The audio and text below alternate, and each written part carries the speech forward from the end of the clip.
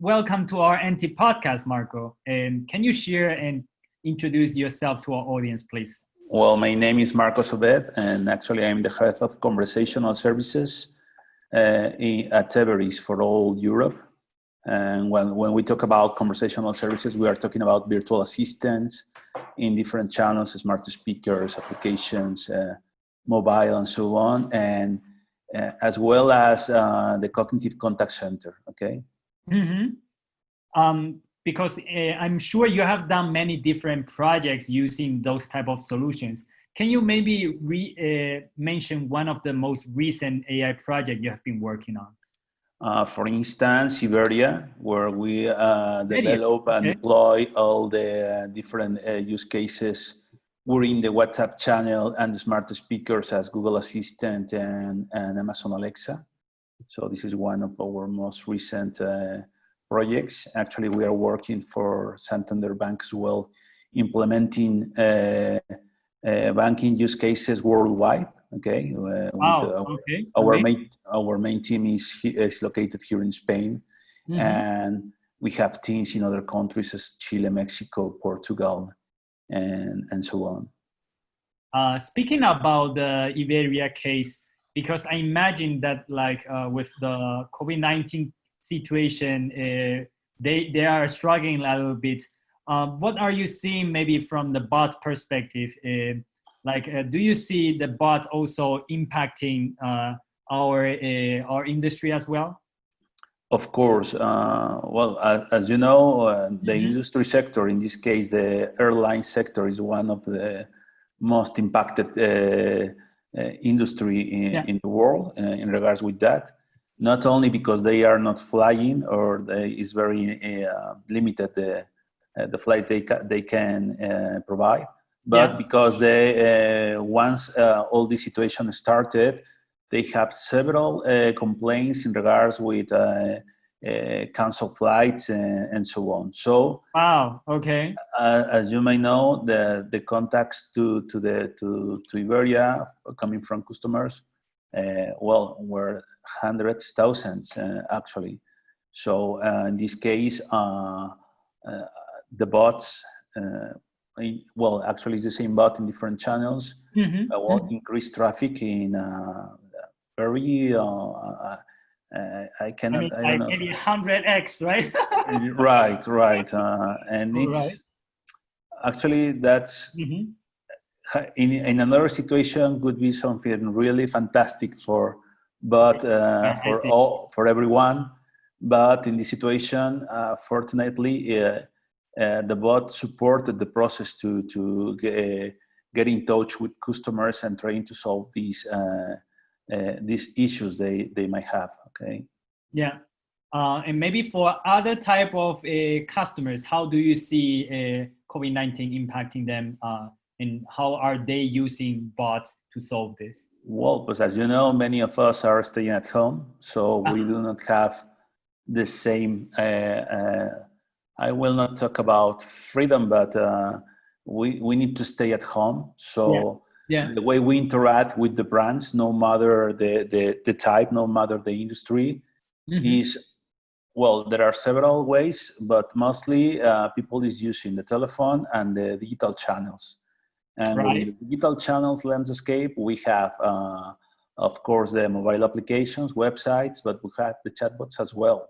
So it's a really, let's say that this is in this matter or in this type of services, I'm talking about chatbots, voice bots, and so on. It's a good way, or it's a really interesting market. The one is being open right now. It's a land of opportunity right now in order to implement ways to interact with customers without having contact with people. Because in the other hand, the brands don't want to increase the number of agents they are having in order for the customer care, the sales, and so on. So it's a really good opportunity for people like us working in this matter to provide, to support, to help our customers to implement chatbots, voice bots, so on and so on. Because speaking about maybe the difference between a chatbot and a voice bot, so what are some of the challenges when you are building this type of bots? Well, challenges, of course, the natural language one is one of the Okay. most important challenges. Actually, the challenges are not technical. Oh, okay. No, IT, I mean, the technology is, let's say, relatively mature in order to implement very strong chatbots, voice bots. But let's say not the most difficult, but the most challenging part is designing for the channels conversations.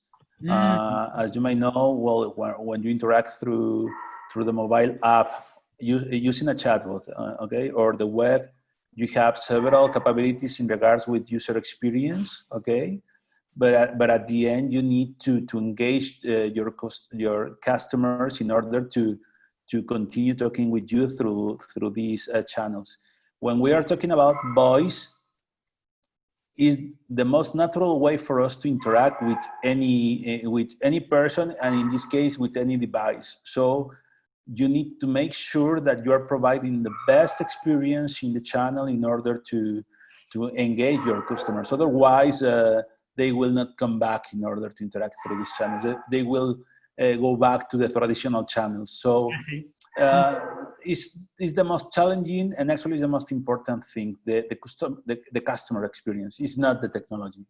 Because when you guys are like having a new bot project, what are usually the steps you guys follow to make sure that the design is up to the experience to the customer? Well, as you know, first of all, we need to understand what the brand wants to transmit to the market. It's very important because at the end, we need to understand that vision, that ambition they have in order to use these channels. We need to understand the personas that they are targeting, and it's very important because you are not going to define about the same way for children that for elder persons, you know. So it's very important to understand your target, and well, and you know, you need to understand what is the goal that the brand wants to achieve. For instance, you need to understand if they want to reduce costs, to increase sales, to improve the experience. And based on all that, let's say that we mix all together in order to define how our bot will interact with our customers, how the personality is going to be defined in order to transmit the brand. Actually, the guys from marketing are very important in this in this phase of the project, because we need to make sure that we are the bot is the brand, you know. Yeah, the bot represents well the brand, right? Right. Because speaking about some of those success metrics you guys take to measure the bot, what are some of the most common, and what are the so far the results you are getting with some of the bots you are delivering? Well, reducing contacts to the contact center. I mean, avoiding the people to call to the contact center, and well, let's say they are using our bots instead of calling the contact center. And this is very important, the message, but let's think about it in a mid-term scenario, because the real truth is that in the short term, once you deploy a bot, actually your calls to the contact center will increase because you have a new product, and you have a new product. The bot at the end is a new product, and people will call you in order to know how to interact with the new product. But if you think in a mid-term, long-term scenario, you will get the cost reduction. And it's not only about cutting the cost in the telephone, because at the end you have the human agents there, but helping our customers to shift to the digital channels. That's very important. We want to increase these the usage of the digital channels, as the applications, the website, the smart speakers, and so on. So this way, we will accustom our customers to use these channels instead of calling by phone, you know? No, these are very interesting topic here, because I think in the end, what brands try to do is stay close to their customers, right? And as most customers, they are already on those digital channels. We have to make sure that our brands communicate well also on those channels. Right, right. Maybe my last question here, and I need you to think really carefully about that one. Can you mention a controversial opinion you have about the future of chatbot? Controversial opinion. Well, I think this topic is more related to ethics, to bias, you know. Okay.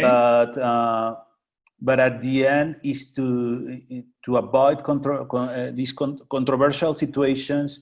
We need to tell our customers that they are interacting with a machine, okay? Because at the end they are interacting with a machine. We need to be very straightforward with them. We need to transmit emotion in order to engage with them, and we need to consider all the possible customers that will interact with our bots. Otherwise, we will implies that our bots are let's say just targeting specific people. It's not about racism or let's say or classism, but it's about how we implement the chatbots. We want to avoid all the bias possibilities. So let's say that we should make bots for everyone, and that's very important. At the end, that's what matters. But I think that the main challenge is precisely as every person has their own beliefs and has their own thoughts. It's so challenging to make the bots to adapt to everyone, right? That's why I think yesterday I was talking to a guy working for Samsung, the AI lab of Samsung, and he was telling me like it's easier to build like a lot of narrow focus AI that can each talk to a very specific topic. And then what people want to do is just connecting those narrow AIs. And then when each time you want to talk one specific part, you drive from one AI to the other, instead of just building this macro gigant AI that is very hard to do, you know? Yes, it is. Okay. I think that's wrap up very well our conversation. I think you have shared a lot of amazing news, especially about the stuff that you are helping this big enterprise to fight through the COVID-19 cases. So appreciate your time and your contribution. Thank you very much for the invitation, and we'll hope to see you soon again.